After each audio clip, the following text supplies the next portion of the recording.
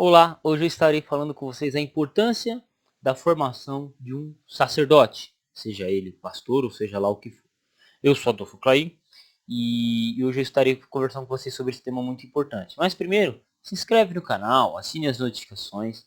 Na página inicial você encontra um curso de teologia e pagamento único. Também peço que, se gostar do vídeo, se gostar do meu conteúdo, na página se torne membro aqui a partir de R$ 2,99. E caso queira conversar comigo, pessoa, trocar uma ideia comigo, é só me seguir no Instagram, Adolfo Clay. Lá se encontra o meu telefone. Vamos a mais este vídeo.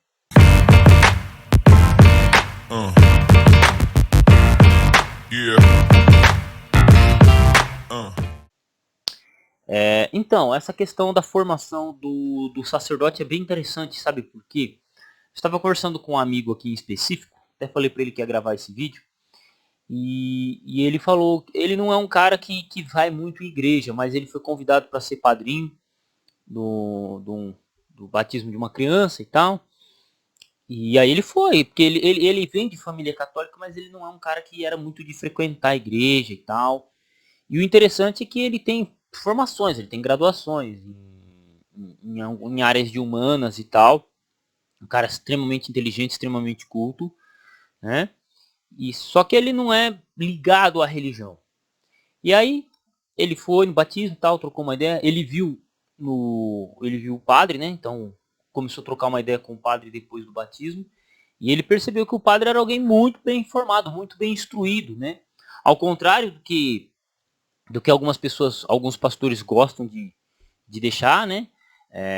Falar que os padres não sabem de nada, né? Até alguns leigos, né?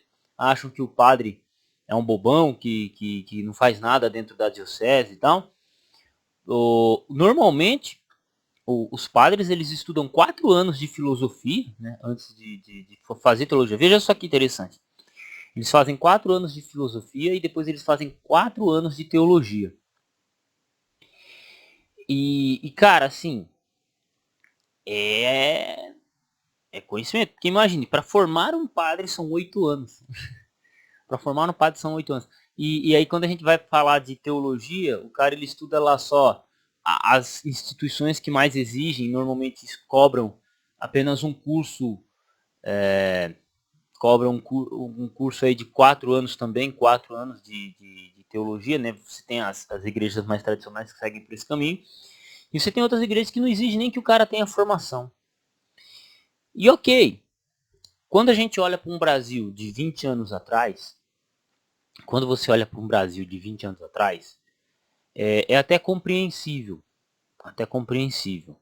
O protestantismo no Brasil estava crescendo, estava se expandindo, e não tinha que ter essa preocupação de formação do seu líder e tal. Eu até entendo, até consigo compreender pelo contexto histórico do Brasil, né, que se colocava. Mas hoje, um pastor, um sacerdote sem formação nenhuma, ele ele vai ficar para trás. E eu digo vai ficar para trás no sentido de dialogar com novas gerações, dialogar com outras pessoas. Por quê? Imaginem lá, o pastor está pregando lá e quem está sentado tem uma, duas faculdades, 3 faculdades. Ele está gravando um vídeo um sermão online e assiste de tudo, desde pessoas formadas em advocacia, em história, em outras coisas, e o cara falando besteira lá porque ele não se formou, né? Ou falando errado, né? Um português muito errado. Então, assim, tem coisas que, quando a gente olha para 20, 30 anos atrás, a gente perdoa. Olhando para trás, não tem como julgar. Não, foi necessário acontecer essa situação, mas hoje tem coisas que não vão ser mais permitidas. E não é porque alguém não está permitido, é porque, assim, o público de 20 anos atrás é diferente do público de hoje, né? Você pega pastores aí, pessoas, pregadores que só ficam falando, contando historinha da própria vida.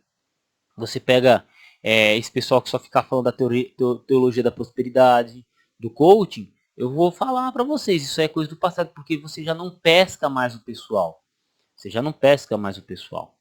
E o que está acontecendo? Hoje, vamos supor, você, pastor de igreja pequeno, ou pastor de igreja, qualquer igreja e tal, Entenda o seguinte, quando você prega, você está concorrendo, ou hoje você concorre com os grandes nomes. E quando eu digo concorre com os grandes nomes, é assim, você está pregando, se você não for um cara que começa a se aprofundar na Bíblia, que não vai a fundo, que não conhece, o que que acontece? O cara ele olha pro teu sermão e fala assim, mano, esse cara não sabe de nada. E por que que ele faz esse julgamento? Porque, cara, em casa ele liga o YouTube, ele vê lá sermão de Augusto Nicodemos, sermão do Rodrigo Silva, Hernandes Dias Lopes, ele vê um outro cara estudioso. Então ele olha para você, pastor, pregador, isso se aplica a pregadores no geral, mas eu quero enfocar a formação do pastor. Se o pastor não estiver atento e não prestar atenção nisso, ele perde a pessoa. E eu não estou falando da minha igreja, não, estou falando geral. Estou falando geral, porque você tem em todas as igrejas aquele cara que ele travou no tempo. Ele estudou um pouquinho aqui, um pouquinho ali, prega daquele jeito.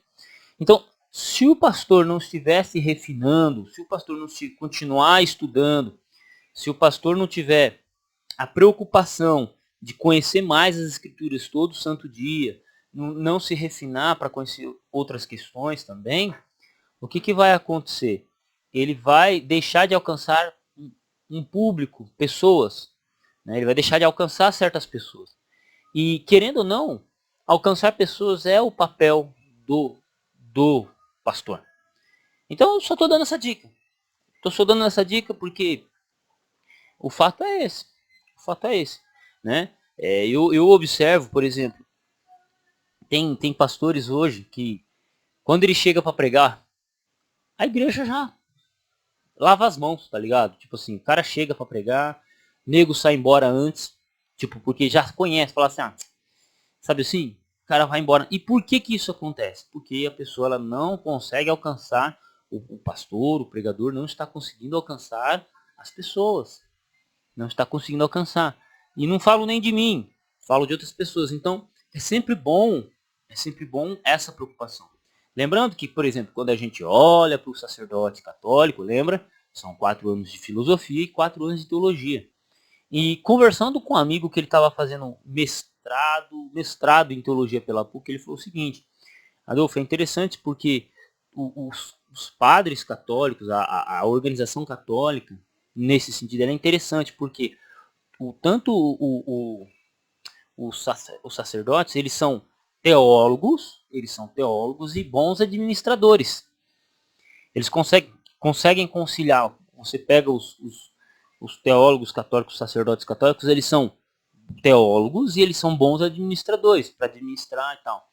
Muitas vezes isso não acontece, por exemplo, dentro das igrejas evangélicas. Isso não acontece. Você tem, às vezes, um cara que ele é um bom teólogo, mas ele não é um bom administrador. Você tem o cara que é um bom administrador, mas é um péssimo teólogo. Né? E é interessante. Por quê? E é interessante observar isso, é interessante eu trazer isso à tona para você, para te fazer pensar. Né? Para te fazer pensar. E é isso. E aí entra uma outra questão, que é, só fazer teologia vale a pena? Para o pastor? Então, eu vou gravar um vídeo sobre esse tema, já em seguida.